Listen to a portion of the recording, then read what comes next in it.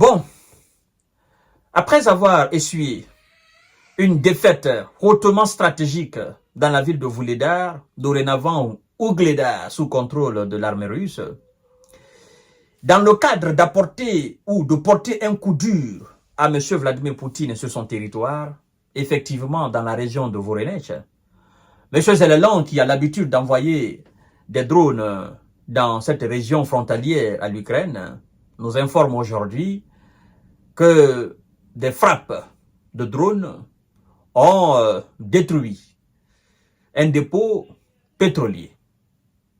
Bon, nous avons essayé de questionner le gouverneur de cette région et quelques habitants de cette même région. Nous avons eu une autre version. Nous avons eu une autre version officielle de la part de l'autorité de cette région-là. Vous allez certainement me poser la question, monsieur J. Visionnaire Kanté, mais écoutez, détruire un dépôt pétrolier, qu'est-ce que ça va changer dans la donne, même si l'information est avérée? Je vous dirais tout simplement que ça ne changera absolument rien parce que détruire un dépôt ou même des dépôts pétroliers d'une puissance dans l'exploitation et l'exportation du pétrole, puissance qui exploite des milliards de barils de pétrole, de gasoil, du kérosène, voilà, de tout ce qui est lié, n'est-ce pas, des milliards de mètres cubes de gaz, tout ce qui est lié aux produits pétroliers, ben, ça ne changera absolument rien. C'est juste de la com. Voyons voir exactement de quoi il s'agit. Mais avant tout, permettez-moi de vous dire de partager la vidéo dans tous les groupes possibles. Parce que c'est pour vous informer et décortiquer ces informations-là. C'est très important. Alors, les autorités ukrainiennes ont affirmé ce vendredi 4 octobre, je ne me trompe pas de date, je crois bien, ce vendredi 4 octobre, avoir frappé à l'aide de drones un dépôt pétrolier dans la région frontalière russe de Voronezh. Un type d'attaque qui se multiplie pour tenter de perturber la logistique de l'armée russe qui envahit son voisin depuis 2022. Voilà. Donc, pour tenter, voilà, vous voyez, on dit pour tenter de perturber. Ils n'ont pas dit pour perturber, ils ont dit pour tenter de perturber. Voilà, ça c'est selon le journal Le Monde. Vous savez, nous lisons partout, hein, pour, voilà, souvent des informations. C'est très important. Alors, ils nous disent ceci. Les forces de défense ukrainiennes ont touché au moins un réservoir,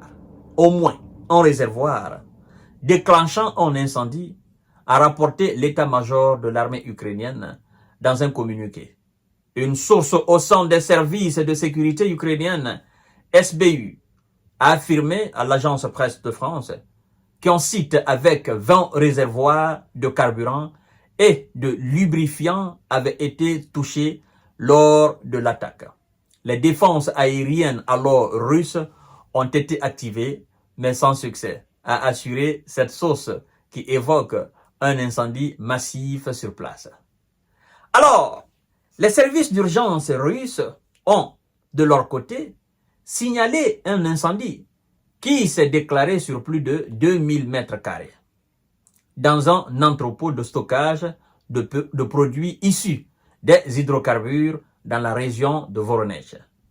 Le gouverneur de cette région, Alexandre Goussev, a affirmé sur Telegram qu'un drone ukrainien avait touché un réservoir vide et qu'un petit incendie s'était déclaré avant d'être rapidement éteint.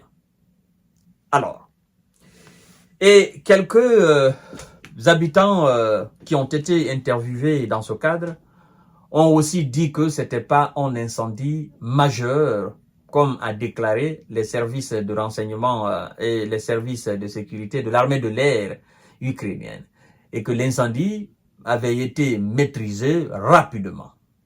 Vous comprenez? Maintenant, disons, d'accord, disons, ou plaçons dans le conditionnel. Si c'était effectivement, comme ils le disent, 20, 30, 40, 50, 100 en Russie, si c'était le cas, qu'est-ce que ça changerait? Je ne cesse de dire à M. Zelensky et à son armée, je ne cesse de dire aux alliés de M. Zelensky, en fait, c'est une logique militaire. Vous comprenez? C'est une logique militaire. Dans un combat armé, vous avez une armée en face. Vous êtes armé. Dans un combat, toute action militaire qui ne vous apporte pas un de plus sur le terrain est une action vaine. Je pense que c'est clair. Vous êtes opposé à une armée. Vous-même, vous êtes une armée, mais vous êtes opposé à une armée. Toute action militaire de votre part, toute stratégie militaire de votre part, qui ne vous apporte pas un de plus dans votre bataille, est une action vaine. Vouée alors à l'échec. Vous devez changer et vous devez abandonner cette action. Par contre, la moindre action de l'adversaire qui l'apporte un de plus sur le terrain face à vous, ou la moindre action de votre adversaire qui prend des positions que vous occupez et que c'est vous qui reculez, alors c'est une action majeure. C'est une logique militaire. Vous perdez en terrain, vous perdez en position et vous reculez. Et donc vous qui reculez, eux, ils avancent vers vous. Vous devez savoir alors que vous êtes faible. Donc, ils sont toujours plus forts que vous. Vous pouvez faire 1000 actions pour les empêcher d'avancer. Mais si ils avancent toujours, ça veut dire que vos actions sont vaines. Et si vous perdez totalement vos différentes positions, ça veut dire que vous êtes faible. Tentez de faire quoi que ce soit, n'est-ce pas, dans leur voilà, arrière-garde, machin. Mais en tant qu'ils avancent et que vous reculez, vous perdez, en fait, toutes vos actions alors seront considérées comme des actions vaines. C'est ce qu'on est en train d'assister là. C'est ça. C'est tic au tac. Sur le terrain en Ukraine, dans l'est du pays, M. Zelensky et ses alliés sont en grande difficulté. Ils essuient des humiliations chaque semaine, chaque jour. Ce sont des S qui partent au repos éternel. Ce sont des Russes qui lancent des initiatives. Ce sont eux qui prennent des territoires. Ce sont les gars de Zelensky qui reculent. Ce sont eux qui sont en manque d'hommes, en manque d'équipement, en manque de matériel. Ce sont eux qui crient partout sur la toile. Il faut nous donner des munitions. De l'autre côté, ça ne crie pas.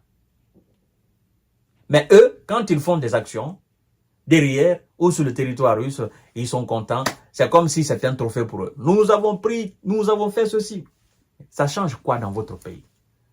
En fait, vous détruisez un dépôt pétrolier. Demain, les Russes, ils les réparent. Ça, c'est de l'argent. Mais ils les réparent, ils sont chez eux. C'est pas que vous avez détruit, ça vous appartient, vous avez pris possession de cela. Non. Ils réparent, c'est chez eux, c'est leur territoire. Mais par contre, quand eux, ils récupèrent vos villes, vous perdez, vous fuyez, ça leur revient.